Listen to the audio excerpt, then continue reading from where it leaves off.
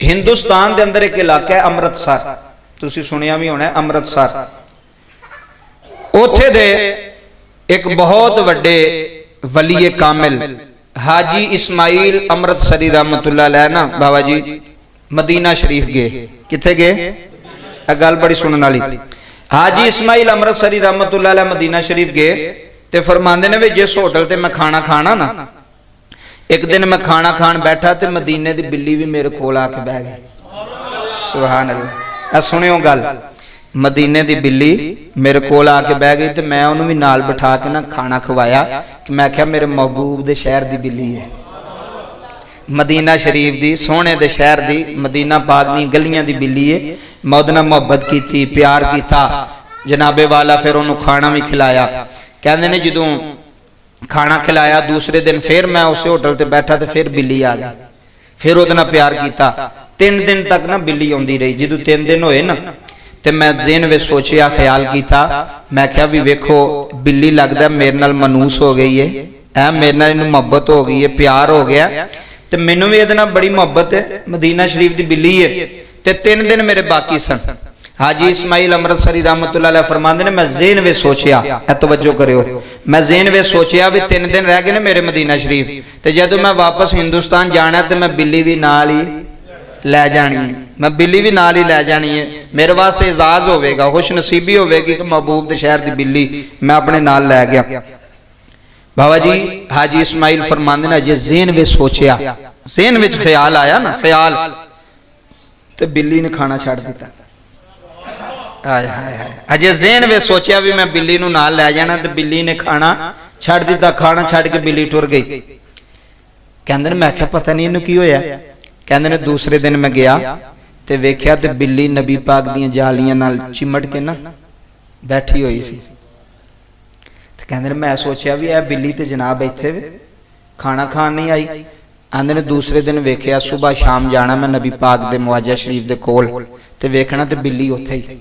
तो मैं ज़हन में सोचा मैनूं लगदा कि बिल्ली दा असल ठिकाना इत्थे ही है। तो जांदियां हुण एक दिन रह गया तो जांदियां मैं बिल्ली नूं नाल ही अमृतसर लै जाना। कहंदे ने 3 दिन गुजर गए। हुण आखिरी दिन सी मेरा ते मैं अपने होटल दे विच ना सुत्ता सा। अद्धी रात दा वेला होया, मेरी किस्मत दा सितारा चमकिया, मदीने वाला मेरी ख्वाब च आ गया।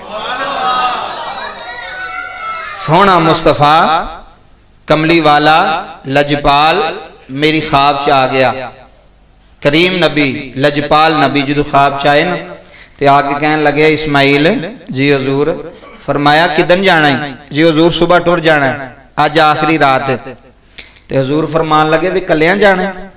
हाय हाय हाय, कलियां जाना है? अर्ज की हजूर नहीं, एक तुहाडे शहर की बिल्ली है, उन्होंने मेरे नाल बड़ी मुहब्बत हो गई है तो मैनूं उहदे नाल बड़ी मुहब्बत हो गई तो मेरा ज़हन है कि मैं जांदियां उन्होंने नाल ही ना अपने अमृतसर हिंदुस्तान लै जा। नबी पाक ने फरमाया इस्माइल उन्होंने ना खड़ी। हजूर खैर है? नबी करीम रऊफ रहीम सल्लल्लाहु अलैहि वसल्लम ने फरमाया जिस दिन दा तू सोचिया ना मैं उन्होंने लै जाना उन्हें खादा कुछ नहीं। हाय हाय हाय, ओ यार दे शहर दियां बिल्लियां दा भी यार ये मकाम, महबूब दे शहर दियां जिस दिन दा तू सोचिया ना मैं बिल्ली नाल लै जानी है उन्हें कुछ खादा। 3 दिन हो गए ने ते मुसलसल मेरे रोजे दी जालियां दे नाल लिपट लिपट के आंदी सोहणिया अपने गुलाम नूं आखो मैनू नाल ना खड़े, मैं भुखी रह लवांगी, तेरा दर छड्ड के जाना, तेरा दर छड्ड के जाना। हजूर मैं रोटी वास्ते नहीं सा गई ओहदे कोल, मैं लालच वास्ते नहीं सा गई, मैं ते तेरा मेहमान समझ के ओहदे कोल जांदी रही हां। ते अपने इस्माइल नूं आखो मैनू जुदा ना करे इथों, मैनू मदीने ना लैके जावे, मैं कुछ नहीं खावांगी पर सोहणिया तेरियां गलियां छड्ड के जाना नहीं। हजरत हाजी इस्माइल अमृतसरी रहमतुल्लाह अलैह फरमांदे ने मेरे अथरू आ गए, मैं हजूर दे कदमां च डिग पिया। अर्ज की हजूर मैनू तो पता ही नहीं सी, मैं तो गल किसी नूं दसी नहीं ते तुहानूं खबर मिल गई है, हजूर तुसी जानदे हो? फरमाया हाँ मैं जानना वा। फरमाया वेखो मेरा करीम नबी किड्डी शान वाला है। ओए मुरीद एक पासे उम्मत एक पासे, हजूर बिल्लियां दियां बोलियां भी समझदे ने, हजूर बिल्लियां दे दर्द भी समझदे ने। फरमाया उन्होंने ना लैके जावी, उन्होंने मेरे रोजे ते रहन दे, उन्हें तड़फ के मर जानी अगर वो मेरा रोजा छड्ड के गई तो वो शिकायत भी लांदी सी तेरी कि हजूर उन्हें मैनू नाल लै जाना तो तुसी उन्हें समझाओ।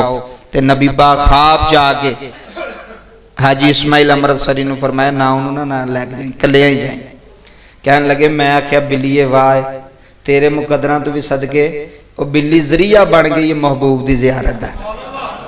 बिल्ली जरिया बन गई है, महबूब खाह विच आ गए, कमली वाले खाह विच आ गए। यार उस दर दियां बिल्लियां जड़ियां ने क्या बात है, उन्हां दी क्या शान है, उन्हां गलियां दे कबूतरां दी की शान है यार।